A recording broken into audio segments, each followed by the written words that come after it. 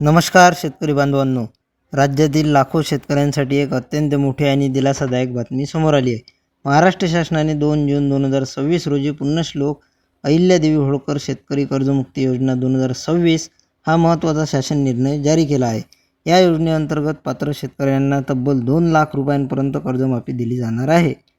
मित्रांनो, गेल्या काही वर्षांत दुष्काळ, अवकाळी पाऊस, गारपीट आणि इतर नैसर्गिक संकटामुळे अनेक शेतकरी आर्थिक अडचणीत सापडले.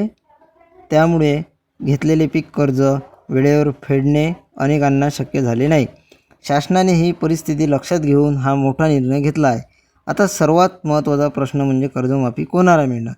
ज्या शेतकऱ्यांनी 1 एप्रिल 2019 ते 31 मार्च 2025 या कालावधीत अल्पमुदत पीक कर्ज घेतले आहे आणि ज्यांचे कर्ज 30 सप्टेंबर 2025 पर्यंत थकीत होते, तसेच 31 मार्च 2026 पर्यंत भरले गेलेले नाही, अशा शेतकऱ्यांना 2 लाख रुपयांपर्यंत कर्जमाफीचा लाभ मिळणार आहे.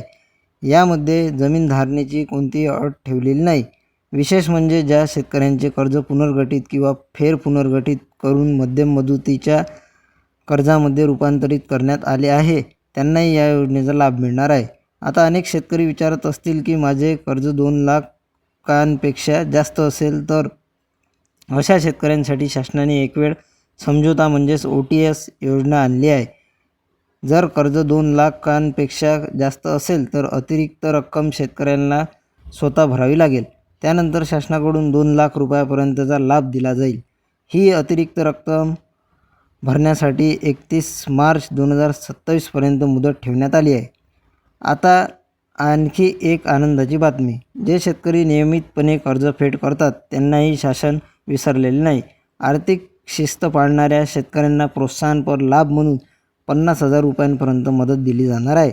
सन 2022-23, 23-24 आणि 24-25 या 3 वर्षांपैकी कोणत्याही 2 वर्षात वेळेत कर्जफेड केलेल्या शेतकऱ्यांना हा लाभ मिळेल.